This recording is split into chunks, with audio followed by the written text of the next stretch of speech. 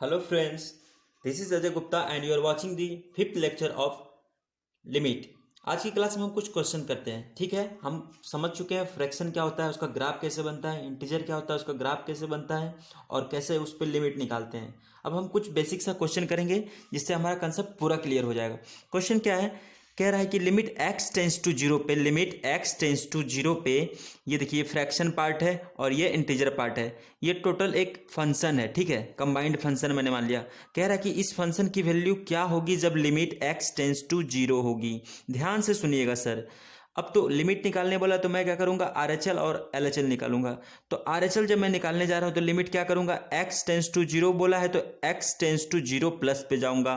क्यों जाऊंगा, क्योंकि RHL है।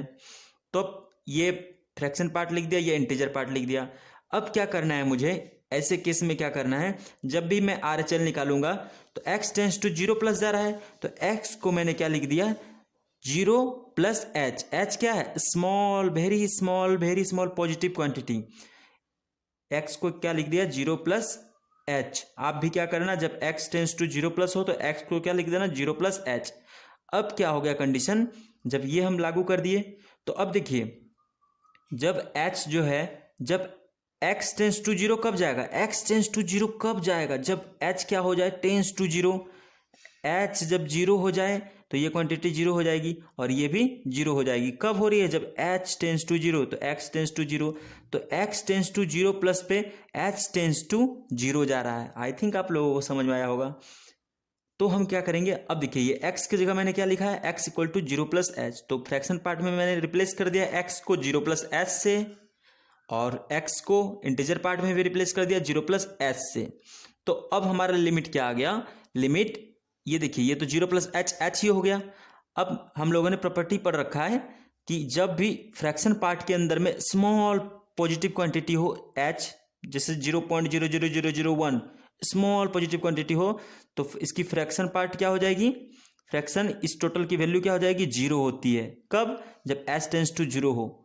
और जब काफ़ी स्मॉल नंबर हो और उसका इंटीजर पार्ट क्या हो जाएगा, उसका इंटीजर पार्ट भी क्या हो जाएगा, h टेंस टू जीरो पे जीरो हो जाएगा। तो मेरा RHL क्या आ गया, RHL हम देख रहे हैं कि मेरा जीरो इंटू जीरो बराबर जीरो आ गया RHL हमारा। RHL तो हमने कैलकुलेट कर दिया। अब LHL कैलकुलेट करते हैं। LHL के लिए क्या करेंगे, x टेंस टू जीरो पे कहा है तो x tends to zero minus जाएंगे, जीरो से थोड़ा सा कम जाएंगे।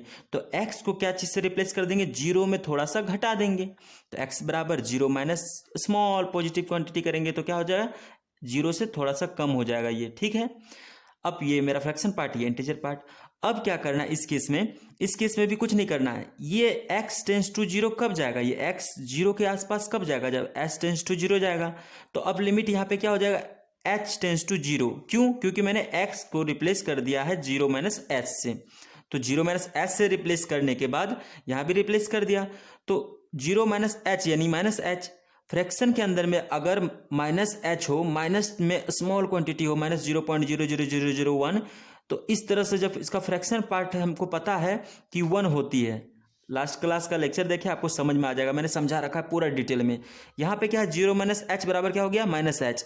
इंटीजर के अंदर में अगर माइनस एच हो, माइनस स्मॉल क्वांटिटी हो, तो उसकी वैल्यू क्या होती है, -1।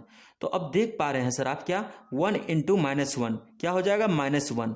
तो हम जब ऊपर देखते हैं तो मेरा RHL क्या आया है सर, RHL जीरो आया है और LHL क्या आया है यार, LHL मेरा कितना आया, -1 आया है। क्या sir RHL equal to LHL है, नहीं, हम देख पा रहे हैं दोनों इक्वल नहीं है। तो लिमिट एग्जिस्ट करेगी क्या, so limit does not exist. I think आप लोगों को समझ में आया होगा सर। चलिए सर कुछ कंसेप्ट सीखते हैं, कुछ मज़ेदार, थोड़ा सा बहुत अच्छा लगा आपको। मान लीजिए कोई नंबर है x 5, वो नंबर कैसे बना होता है सर, या तो दो चीज़ से बना होगा, उसका कुछ फ्रैक्शन पार्ट होगा, उसका कुछ इंटीजर पार्ट होगा। ठीक है, चलिए हम समझते हैं इस बात को। मान लीजिए 1.9 कोई नंबर है, 1.9 कोई नंबर है। 1.9 कैसे बना है, एक तो उसका इंटीजर पार्ट 1 है प्लस उसका फ्रैक्शन पार्ट 0.9 है। मैं यहाँ यही बताना चाह रहा हूँ, ये जो 1.9 है कैसे बना है, इंटीजर पार्ट 1 से और फ्रैक्शन पार्ट 0.9 से। ये कंसेप्ट याद रखिएगा, ये क्वेश्चन आप कहीं यूज कर सकते हो। देखिए प्रूव्ड भी है, 0.9 + 1 इक्वल टू 1.9। तो ये क्वेश्चन हम कहीं भी यूज कर सकते हैं जहाँ जो रिक्वायरमेंट होगी। चलिए एग्जाम्पल से समझते हैं। मान लीजिए एट x इक्वल टू 1, 1 को हम कैसे लिख सकते हैं सर? 1.0 लिख सकते हैं क्या? 1.0 फ्रैक्शन पार्ट क्या हो गया? 0.0 और इंटीजर पार्ट क्या हो गया? 1। तो यहाँ मैंने क्या किया, फ्रैक्शन पार्ट की जगह में 0 लिख दिया। इसका 1 का कोई फ्रैक्शन पार्ट है? नहीं है, 0 है, तो मैंने 0 लिख दिया। इंटीजर पार्ट है? हाँ 1 है। देखिए 1 यहाँ 0 + 1 इक्वल्स टू ये 1, तो ऑटोमेटिक 1 तो है ही, तो 0 + 1 इक्वल्स टू 1, 1 इक्वल्स टू 1 है? हाँ है। तो ये इक्वेशन हम कहीं भी यूज कर सकते हैं, फ्रैक्शनल पार्ट और इंटीजर पार्ट जोड़ के ही नंबर बनता है। कंसेप्ट हमारा सेम रहेगा सर। एक दूसरा एग्जांपल करते हैं हम तुरंत। ये देखिए मेरा वही फंक्शन है, लेकिन अब लिमिट x टेंस टू 0 पे नहीं 1 पे कह रहा है, तो मैंने x को किससे रिप्लेस कर दिया? 1 + s से। कब? जब RHL निकाल रहा हूं। RHL के लिए क्या होगा? x टेंस टू 1+, तो 1 + h लिमिट मेरा फंक्शन है, मैंने लिमिट लिख दिया। अब s टेंस टू 0 क्यों लिखा है? क्योंकि x टेंस टू 1 कब जाएगा? x 1 तब होगा जब h क्या हो जाए? h जाते जाते 0 हो जाए, तो क्या हो जाएगा? 1 + 0 = 1। तो x टेंस टू 1 तब होगा जब h टेंस टू 0 जाएगा, तो h टेंस टू 0 लिख दिया। x को रिप्लेस कर दिया 1 + s से, और यहाँ भी रिप्लेस कर दिया 1 + s से। अब मुझे प्रॉपर्टी पता है कि अगर फ्रैक्शनल पार्ट के अंदर में इंटीजर प्लस h हो तो इंटीजर क्या होता है? गायब हो जाता है, और ये h जो है स्मॉल क्वांटिटी फ्रैक्शन के अंदर में रह जाता है। और इसकी प्रॉपर्टी क्या है कि जब इंटीजर पार्ट के अंदर में इंटीजर प्लस स्मॉल क्वांटिटी रहे तो इंटीजर क्या होता है? बाहर आ जाता है, और ये फ्रैक्शन प्लस, अगर माइनस प्लस रहे तो माइनस के साथ, प्लस है तो प्लस के साथ, वो स्मॉल क्वांटिटी इंटीजर पार्ट में ही रह जाता है। अब मुझे पता है कि इसकी वैल्यू h टेंस टू 0 पे 0 होती है, ठीक है, और इसकी वैल्यू इंटीजर पार्ट की स्मॉल क्वांटिटी की अब h टेंस टू 0 पे क्या हो जाएगी? 0। तो 1 + 0 = 1, अब बाहर 0 है तो 0 × 1 = 0। RHL क्या आया? 0। अब चलिए हम देखते हैं LHL को। सर जब आप LHL को देखोगे तो क्या करना है? x 1 - 1 पे निकालने का है, तो LHL के लिए 1 - जाऊंगा। 1 के लिए क्या करूंगा? x को 1 - h से रिप्लेस कर दूंगा। x को 1 - h से सिमिलर कंसेप्ट। अब लिमिट मेरा निकालना है, तो मैं क्या करूंगा? लिमिट x की जगह में क्या लिख दूंगा? 1 - h, और इस x की जगह में लिख दूंगा 1 - h। ये क्या है? स्मॉल पॉजिटिव क्वांटिटी है। 1 - 0.0009 अगर करूंगा तो एक क्या हो जाएगा? ये टोटल लेस देन 1 होगा, और जैसे ही ये लेस देन 1 हुआ, यानी फ्रैक्शन पार्ट हुआ, तो इंटीजर बाहर लगा हुआ है तो इसको क्या कर देगा? 0 कर देगा। और इसकी क्या होगी? ये देखिए 1 - h, इंटीजर क्या कहेगा?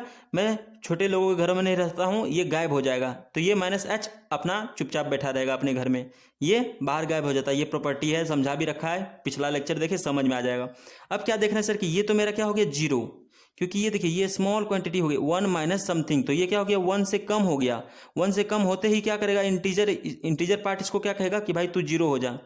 पिछला लेक्चर देखिए, आपको समझ में आ जाएगा। अब मैं क्या देख रहा हूं कि ये इसकी वैल्यू h टेंस टू 0 पे क्या होता है?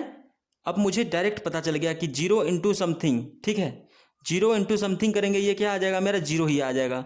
LHL क्या हो गया मेरा? 0। LHL मेरा क्या हो गया? 0। RHL मैंने क्या निकाल रखा है? 0। क्या दोनों इक्वल है? हाँ है इक्वल। क्या फाइनाइट है? हाँ फाइनाइट है। तो limit of this function at x tends to 1 पे क्या होगा? 0। तो क्या लिमिट एग्जिस्ट कर रहा है? हाँ सर एग्जिस्ट कर रहा है। अगर सर समझ में आया आपको तो लाइक कीजिए, शेयर कीजिए, सब्सक्राइब कीजिए। Thank you.